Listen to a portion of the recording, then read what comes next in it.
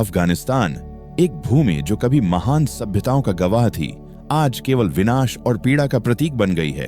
लेकिन क्या ये सिर्फ राजनीति और युद्धों का परिणाम है, या फिर इसके पीछे छुपा है एक पौराणिक शाप? महाभारत की कथा में गांधारी का शाप आज भी गूंजता है। अफगानिस्तान एक ऐसा देश जो आज भी संघर्ष और पीड़ा का प्रतीक है।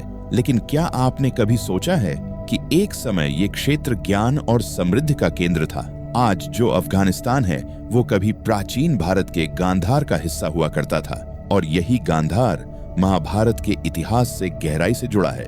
महाभारत की कहानी में गांधारी एक प्रमुख पात्र थीं, एक माँ जिसने अपने 100 पुत्रों को युद्ध में खो दिया। कुरुक्षेत्र के युद्ध के बाद जब वह अपने पुत्रों के शवों को देखती है तो उनका हृदय दुख और क्रोध से भर जाता है। उसी क्रोध में वह भगवान कृष्ण को शाप देती है।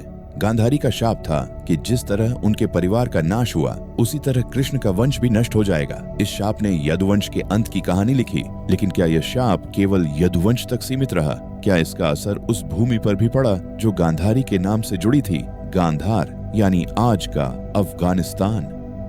इतिहास गवाह है कि गांधार का क्षेत्र हमेशा संघर्षों और आक्रमणों का शिकार रहा है। सिकंदर महान, मंगोल, ब्रिटिश साम्राज्य, सोवियत संघ और आज के समय में चल रहे युद्ध, हर बार यह भूमि पीड़ा और विनाश का प्रतीक बनी है। गांधारी का शाप हमें केवल एक कहानी नहीं बल्कि एक संदेश देता है। अत्याचार और लालच का अंत केवल विनाश होता है, लेकिन यह भी सत्य है कि हर अंधकार के बाद उजाला आता है। अफगानिस्तान जो आज संघर्ष से जूझ रहा है, क्या कभी अपनी खोई हुई शांति और समृद्धि वापस पा सकेगा? ये सवाल इतिहास के साथ भविष्य पर भी निर्भर करता है।